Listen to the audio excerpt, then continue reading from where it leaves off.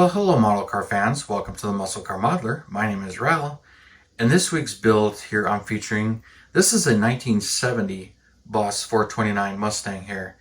And to me, this has always just been one heck of a good-looking car, and I always thought it was just awesome. And just seeing that massive motor under the hood, just awe-inspiring for me. And it's technically one of the most powerful Mustangs, especially in that time period, as far as the factory rating went, as they were rated at 375 horsepower in the Crescent Head Boss 429. But, you know, Ford was very conservative with its ratings, and even this particular motor, it was in its stock configuration in this Mustang, a very calm motor. But there's actually three different versions of the Boss 429 engine that were installed in these cars, and it's only 2 years of production in 69 and 1970. So there's quite a number of facts that, you know, go along with these particular cars that just totally intrigue me, and I just love them. You know, they're just great cars as far as visually, how they look and everything. And they're pretty subtle, but they're pretty expensive. Matter of fact, they were $4,087 was the price on them, and you really didn't have any options. It was literally, you know, you can just pick some colors and a couple of things, but when it came to this car, you got the Boss 429 engine only. You got no AC, no power brakes. You really didn't have your choice of interior for 69. You had your choice of 5 colors and manual transmission only, and they all came with 391 Detroit Locker gears.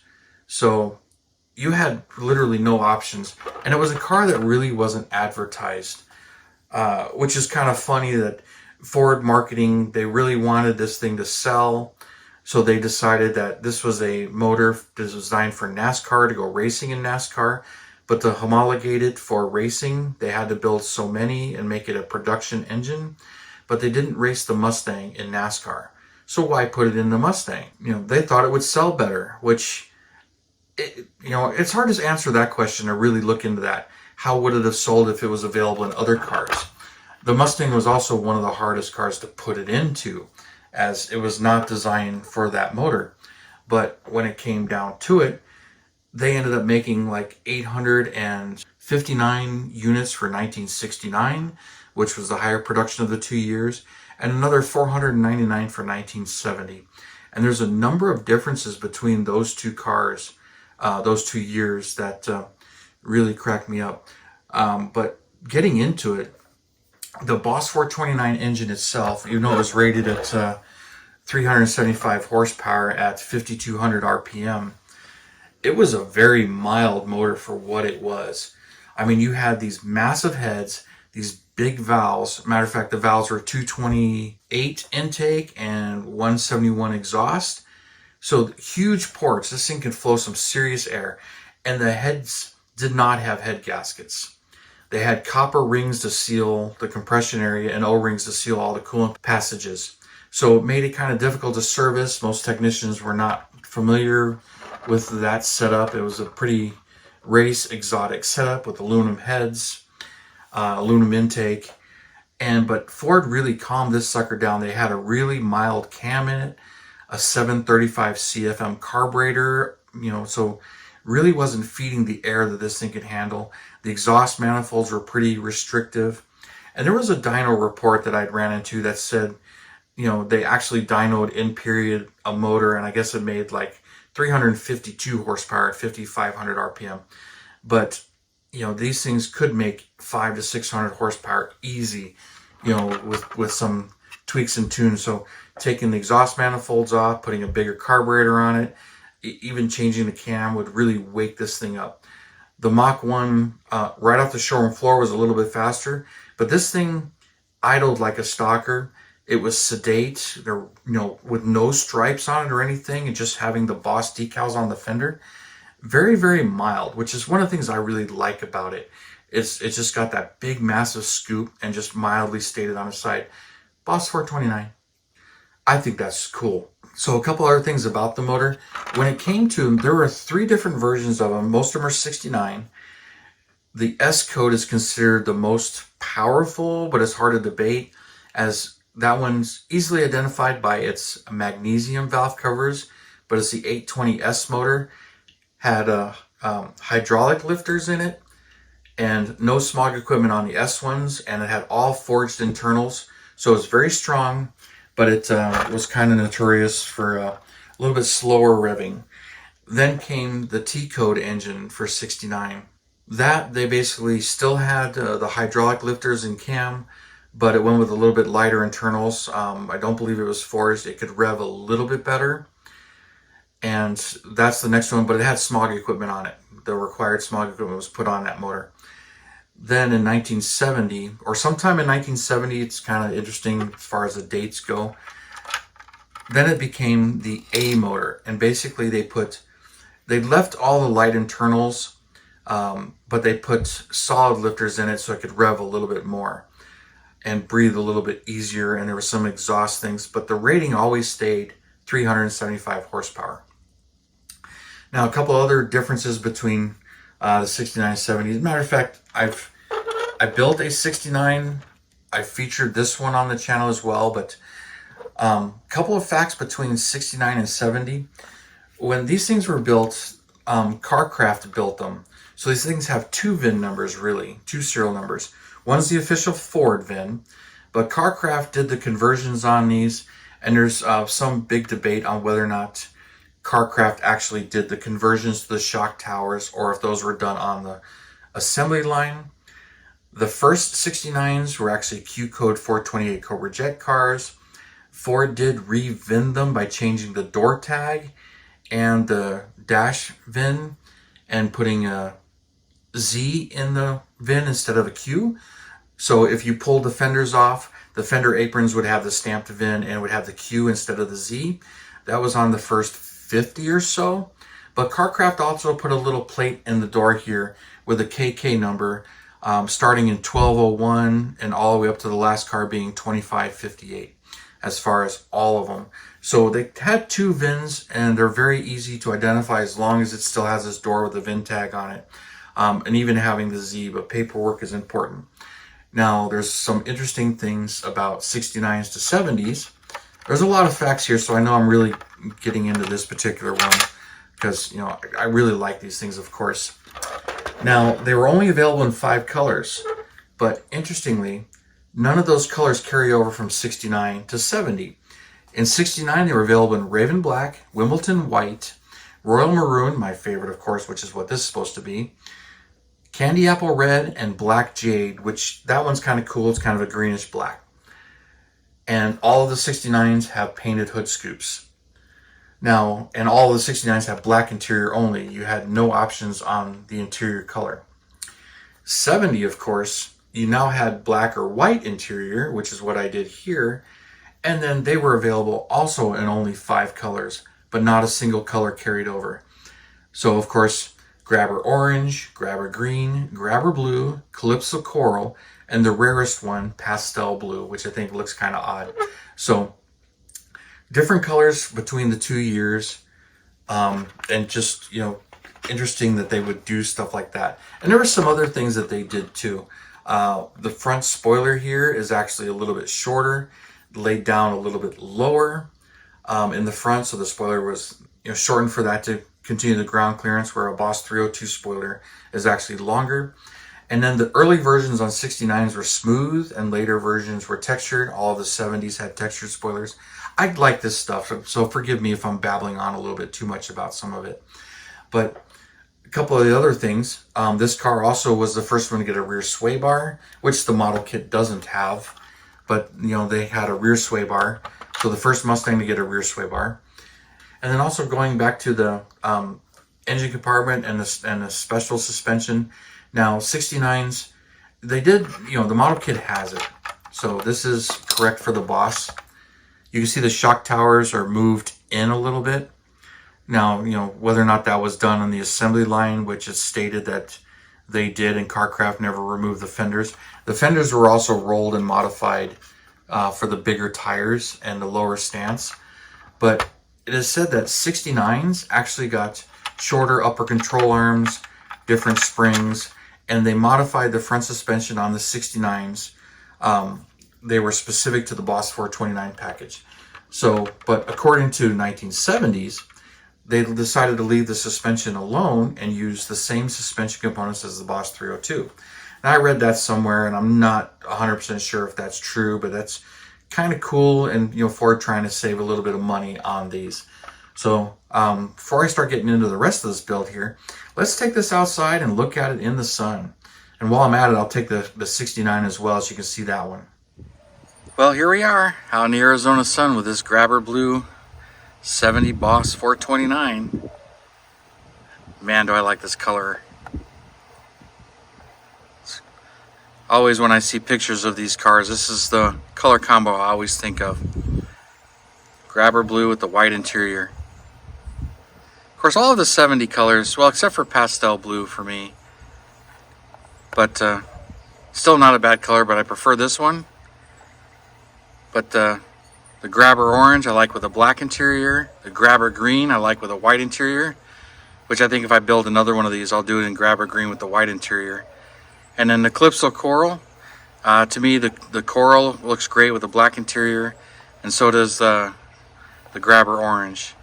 But just a really good looking car. Love the spoilers on there, the window slots. Just for me, this is just one of those great kits that's just so nice to build. Everything's there, and I've really enjoyed it. So pretty cool. Well, let's put the 69 on there and see what this one looks like in the sun.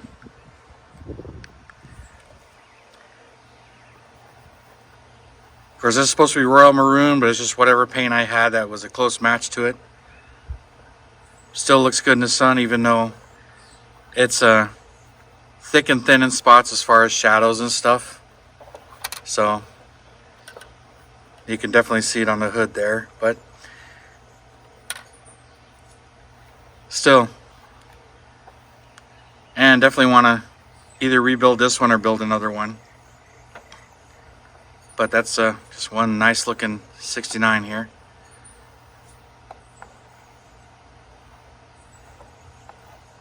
Let's get the hood on straight. Here we go.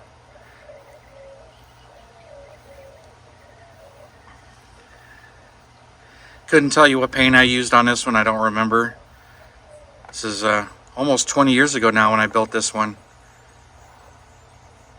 I think 2004, 2005, somewhere right around there. Maybe as 2008, I think may have been. 15 years old at least. Anyway, we'll head back on inside. Now, when it comes to this build, of course, this is the monogram 124 scale Boss 429, and it's one of the really early versions. I kind of rebuilt it. I did and I didn't, so I'll get into that a little bit. But this is like one of my older builds. I'll show pictures of the first one, which looks exactly like this.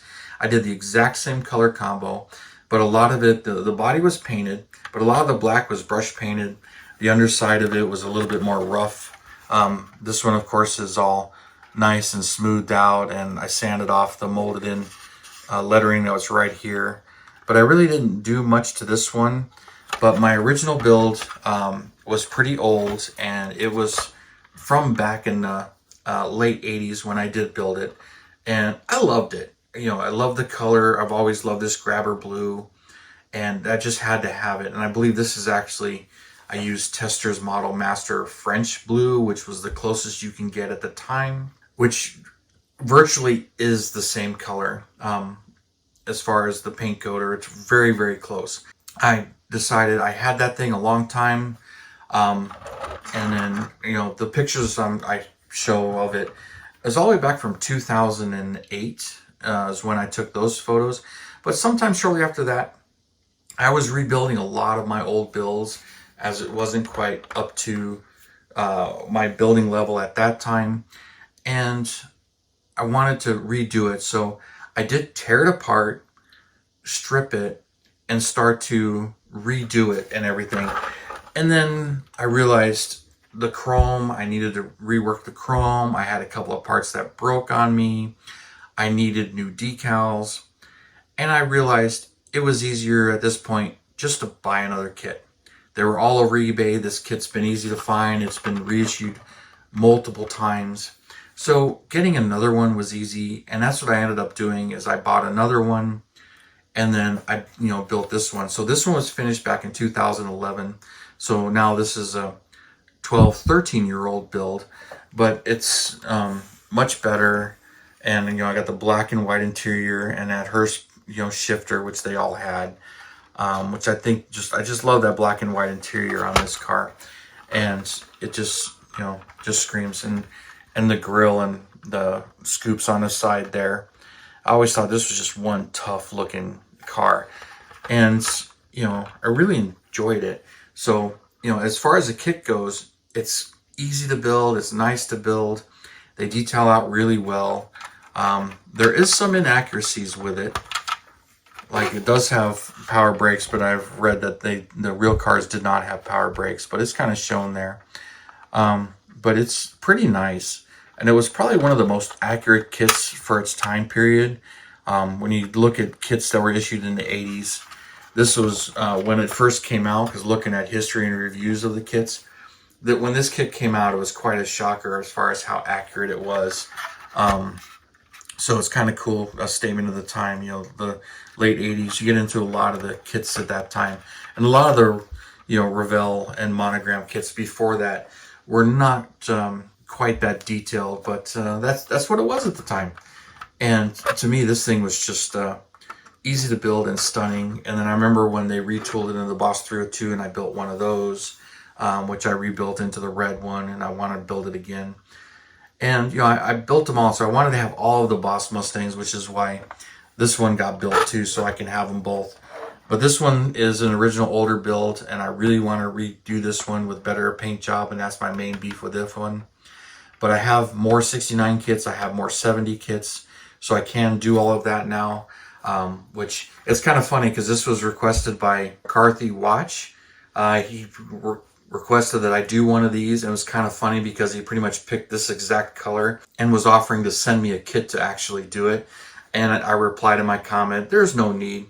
I don't know why I hadn't featured this one at this point. There wasn't any real reason to, as far as when I was going to get to it or not, as it was more of a box stock thing. Great build, and one that I always liked. And of course the Mach 1 kit came out, so I got two more of the special edition Mach 1 kits. I got a Boss 302 kit, of course, and a couple of these Boss 429s, all unbuilt, and the 69 Mach 1s and 69 Boss 302s as well. So I got a ton of these, but I just love these kits. They're not the hardest to build. They build really easily. Everything fits fairly well, especially on a 70. 69 is a little awkward in the headlight area as far as the originals, but the Boss 302s are a bit better.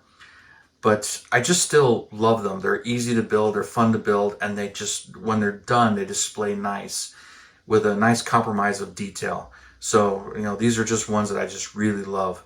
But Dennis, I hope I didn't disappoint in this particular one, and I've actually been asked to feature one of these before. You're really not the first one, you're just the most recent one that asked me a couple weeks ago. And as I was going through what Mustangs I have and the 60th anniversary and which ones have I not featured, I had gone through my list and realized this is one I haven't done, so it was kind of up in my queue. I'm like, I need to do this one. But anyway, you guys, that's going to do it for this particular episode. I know it got a little long, but it's just, because I love the kit and the car. But anyway, you guys, thank you for tuning in, subscribing, and all your comments and everything. I really do appreciate it. And you have a wonderful weekend, and I will see you next time.